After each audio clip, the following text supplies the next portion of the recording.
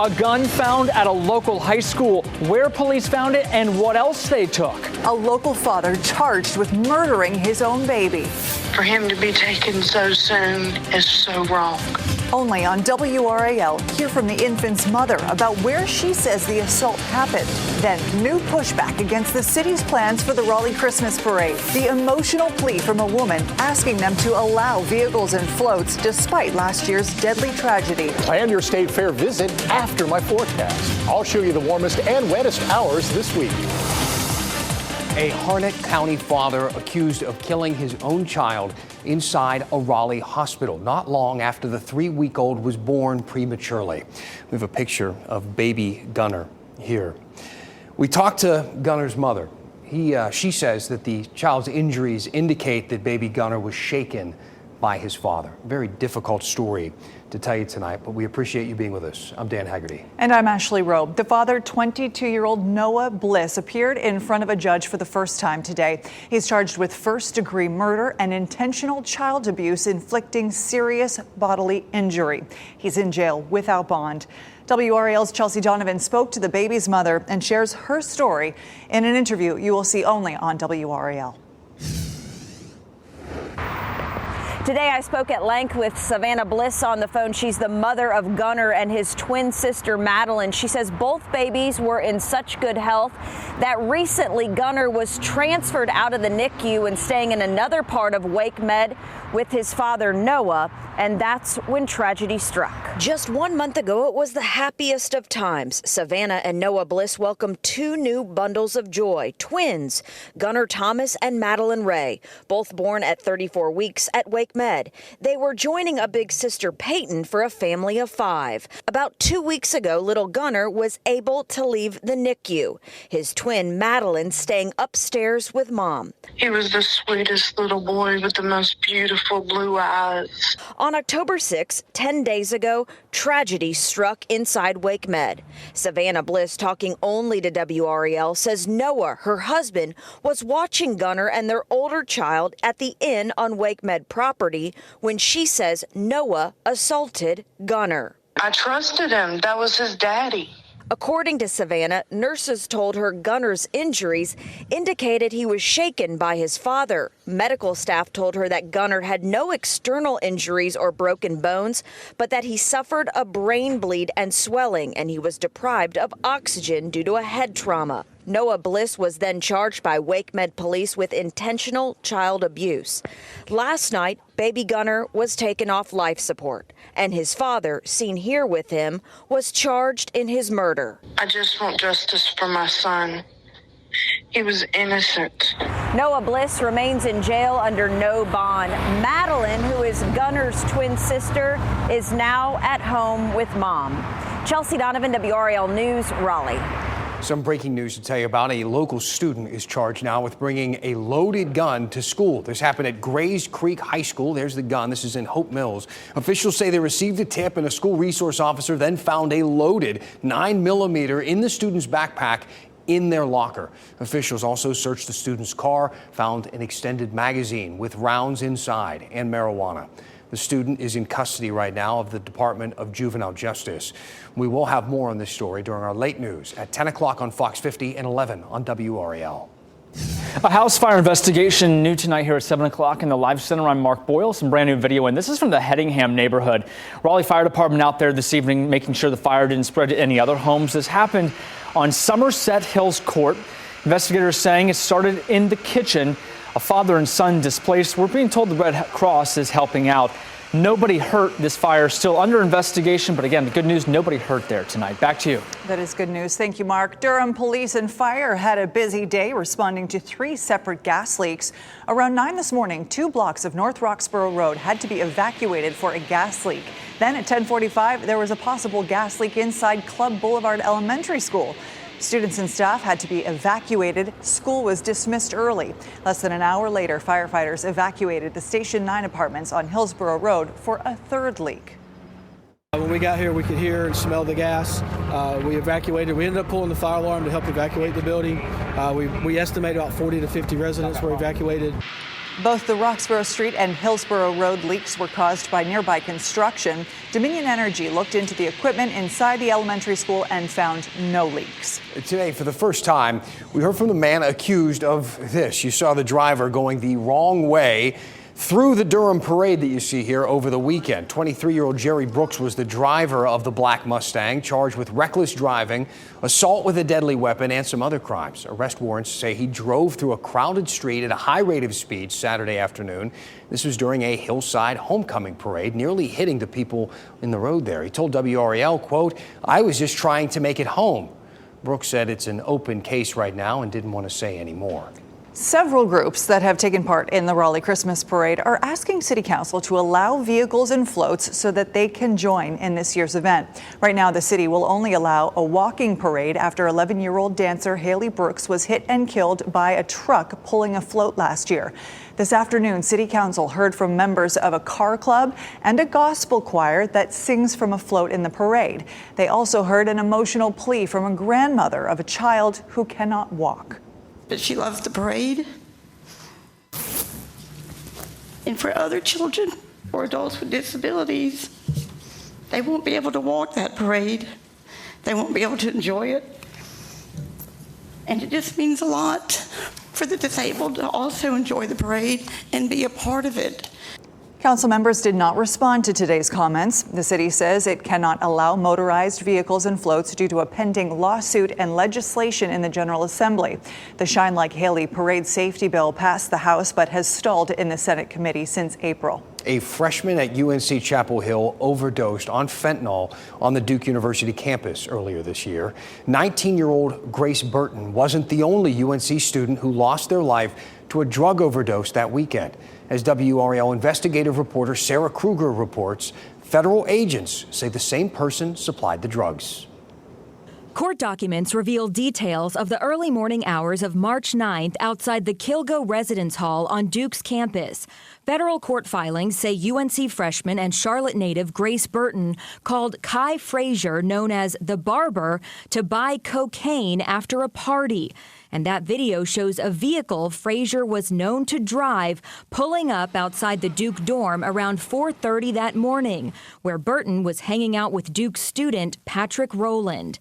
About an hour later, federal investigators say Rowland called Frazier back, saying that Burton was wobbly on her feet and unsteady. Video from inside the dorm shows Frazier carrying Burton up the stairway to a room where paramedics responded just before 6:30 that morning. 2 days later, Grace Burton died in the hospital, surrounded by family and friends, according to her obituary. No one has been charged directly in her death, but both Frazier and Rowland face federal charges for drug distribution. Charlotte Craman is the Duke student journalist who investigated and broke the story in the digital magazine The Assembly. Yeah, so fraternities and sororities on college campuses, especially UNC and Duke, it is very commonplace, and people are just surrounded by cocaine use and obviously alcohol use all the time. Federal court filings show that Frazier is connected to another person's death from fentanyl just 1 day after Burton overdosed. Craman was able to identify that person as Joshua Zinner, a former UNC Wilmington student living in Raleigh. Craman, a senior at Duke who interned at the LA Times this summer, thinks it's important for this information to come to light. So Duke said that they didn't say anything because it was a UNC student, and so it was UNC's prerogative to say something. And then UNC said that they didn't say anything because the family wanted to keep it private. It's so important for people to know these things, especially when it is happening so close to us. Our Sarah Kruger reporting there. And according to a presentation made to the UNC Board of Trustees, Burton is one of 4 UNC students or alums who have recently died from fentanyl poisoning over the past 20 months. This is a story we will, of course, continue to follow. Look for updates on WRAL.com. North Carolina has its first cases of Mpox since April. State health officials say 2 cases have been reported in 2 different counties in the last 6 weeks. Officials say the Mpox virus also appeared in monitored wastewater in a 3rd county. The state epidemiologist encourages anyone at high risk of contracting the virus to get vaccinated. Let's take our favorite shot of the 7 o'clock hour here. Beaufort just always looks amazing during this time of year. I mean, fall is just a beautiful time, especially around this hour because we get these beautiful sunsets. The temps dropping, though. It is chilly out there, already dipping into the 50s in parts of our area, Mike. Yes, and out of the state fair this evening, it'll be in the 50s by the time we get to 9, 10, 11 o'clock. So heading to the fair, things look pretty good, just a lot of clouds. Lows tonight will be in the upper 40s to the north, upper 40s to the south, 45 at Sanford, 48 Fayetteville, 48 at Smithfield. And as we go through the next few days, I think the nicest weather out of the state fair will be over the next couple of days. It's been in the 60s lately. We've had a lot of cloud cover in the afternoon. If you like your afternoons warmer with more sunshine, you'll have that tomorrow. 72, 73 on Thursday. Friday, we've got the next cold front coming in. That's our next opportunity for rain. The high temperature at 70. Coming up in less than 15 minutes, we're going to track the rain potential with Futurecast to show you which the wettest hours will be, Dan. It's coming up. Got it. We'll see you then. Thanks, Mike. Still ahead, controversy over a greenway trail in our area. The next steps are at the center of a meeting underway right now. Why some are concerned over environmental issues. Plus, investigators are calling on the community's help to crack a cold case. The victim's mother heard the fatal shots. Why detectives believe someone out there might have the answers.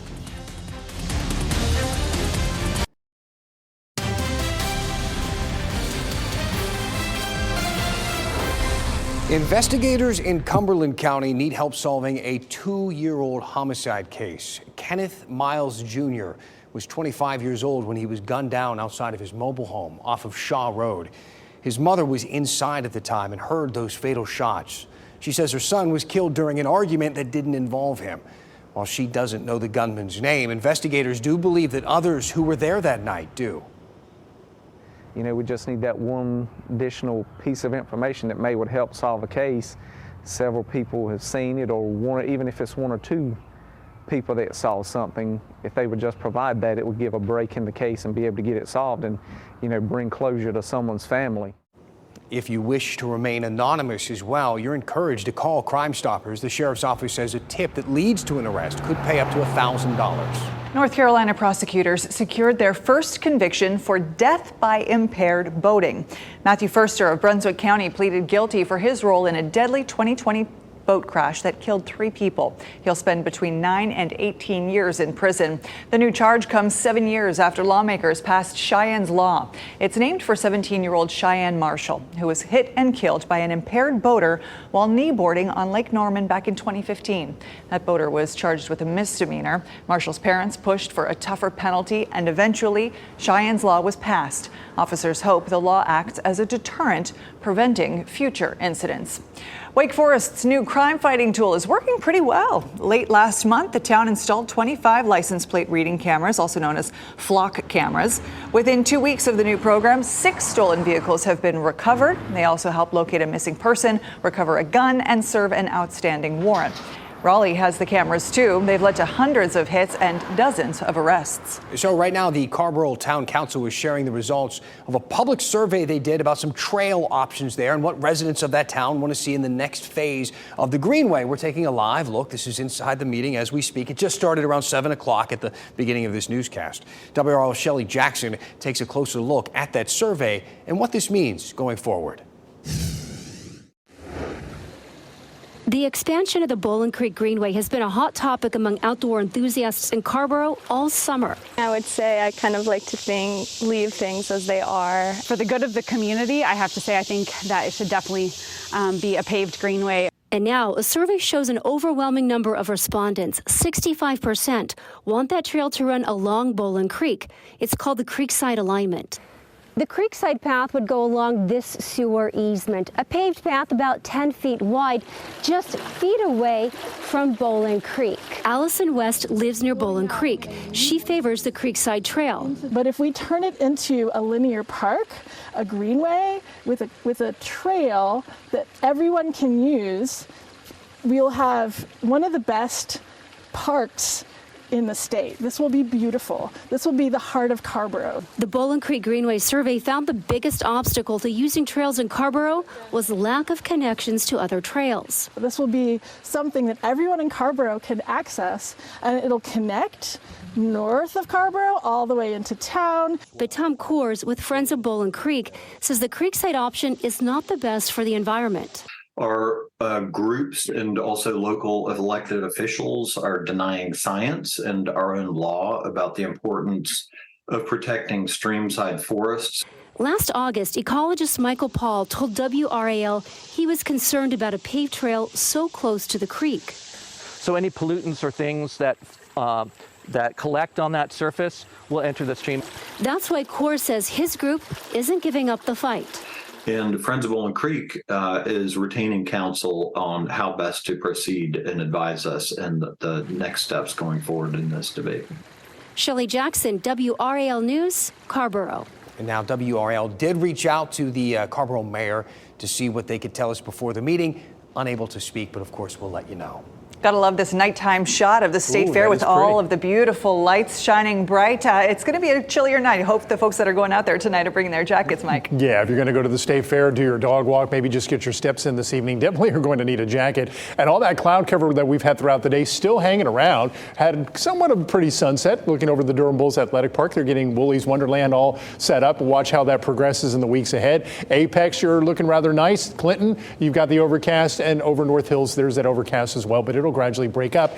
Don't think we'll see the kind of cloud cover tomorrow and Thursday that we've seen over the past couple of days because the influence in the upper atmosphere will depart for the next couple of days. 61 at the airport right now, but 50s are showing up. 58 at Goldsboro, 59 at Rocky Mount, 56 South Hill, 55 at Roxboro. We should wake up into the 40s in the morning. Mostly cloudy, 55 at 9 o'clock, partly cloudy by 11 o'clock, about 53. And by daybreak, we should wake up to all that sunshine once again. We've had some pretty mornings, but then those clouds build in the afternoon because of our upper level low, but that's beginning to depart. And there's our next cold front that arrives on Friday. And I just want to stress that it's not looking like the same kind of rainmaker that we had this past Saturday, where some locations saw well over an inch of rain. It's just not going to pan out that way, the way we see it now. So here's a look at the European model showing the front sliding down to the southeast. We're under the influence of high pressure tomorrow and Thursday, so the weather will be dry. We expect morning sunshine, some afternoon clouds. We'll call it partly cloudy in the afternoons. That front will start to approach the area Friday morning. Friday morning, we should wake up dry.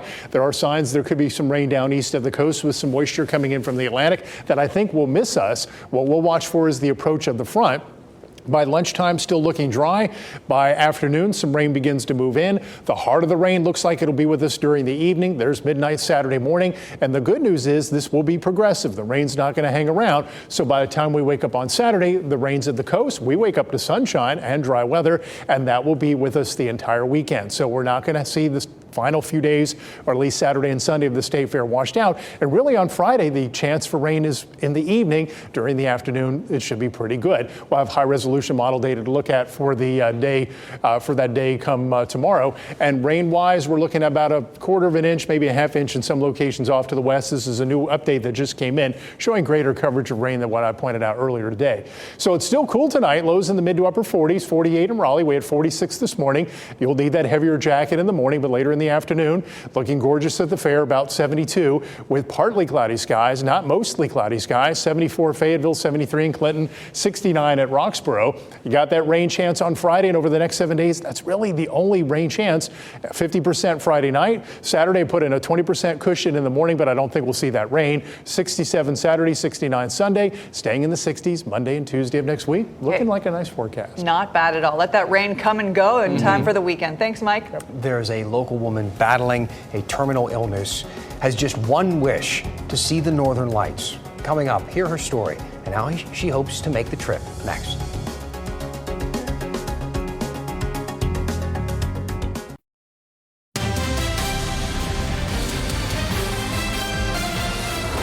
A Raleigh woman has some hopes now of marking off one major item from her bucket list after she was diagnosed with ALS. Olivia Whitford-Wooten was diagnosed with the terminal illness this year, about 6 years after her father died from the same disease. Also known as Lou Gehrig's disease, the terminal illness is a progressive one that affects the brain and spinal cord. Now she's trying to make her dream of seeing the Northern Lights come true.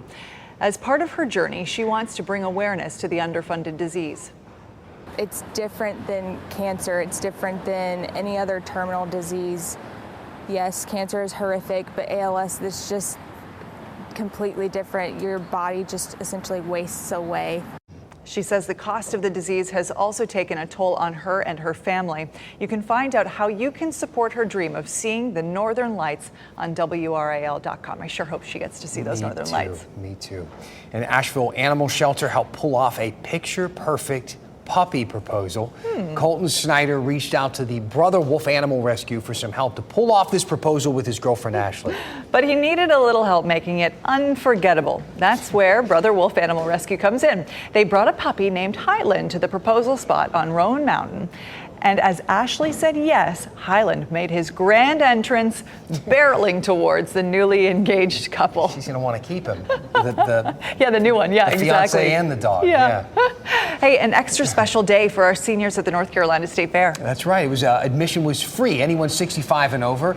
And an added bonus, there was a special Bojangles breakfast, which is nice. Tomorrow is Military Appreciation Day at the State Fair. Thursday is Hunger Relief Day. So you can bring 6 cans of food and the price of admission is waived. What a great service that is. Members of the WRAL staff would love to meet you while you're out at the fair. Yeah, so stop on by. Tomorrow morning you can meet meteorologist Elizabeth Gardner. And who else is she with? Jeff Hogan. Very good. From 10:30 until 11:30. Then you can chat with meteorologist Kat Campbell and Brett Neese from 2 until 3 p.m. All 4 of those folks are a whole lot of fun. So go on over and say hi. Yeah, those are some quality people right there.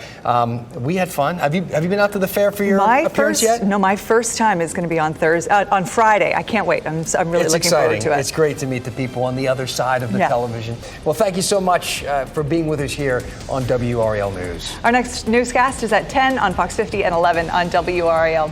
Have a great night. Thanks for being with us.